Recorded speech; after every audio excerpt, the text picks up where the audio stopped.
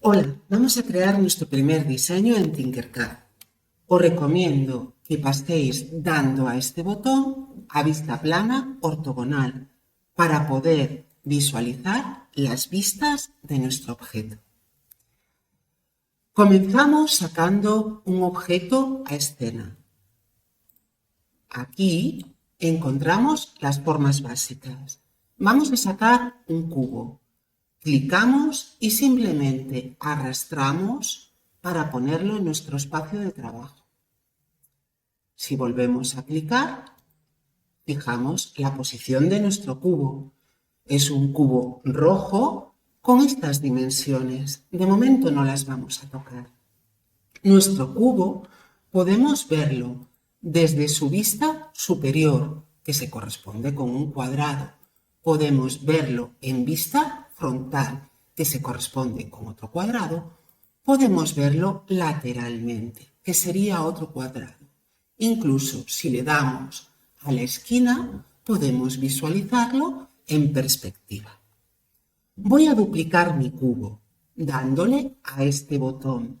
Al duplicar, se crea un cubo exactamente igual justo encima.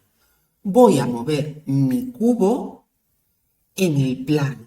Entonces, podemos hacerlo pinchando con el clic izquierdo de mi ratón y arrastrando, o incluso con las flechas de mi teclado. Va a avanzar de milímetro en milímetro, que es lo que tenemos puesto en nuestra rejilla. Voy a meter o voy a desplazarlo una longitud 20 para que me queden dos cubos perfectamente pegados. Por cierto, con la rueda de ratón podéis hacer zoom a vuestra escena. Vuelvo al cubo original y voy a volver a duplicarlo. Ahora lo voy a mover en el plano, pero en la otra dirección, en la perpendicular. Lo he movido una distancia 20, superior, frontal, lateral y perspectiva. Vuelvo a mi cubo original y vuelvo a duplicarlo. Ahora lo quiero subir. Quiero desplazarlo, pero en el eje vertical, hacia arriba. Para desplazar hacia arriba ya no me sirven las flechas del teclado. Tengo que coger esta flecha negra y pinchar con el botón izquierdo del ratón y arrastrar hacia arriba. Voy a subirlo una cantidad 20, igual a las dimensiones del cubo. Frontal, superior, derecha, perspectiva.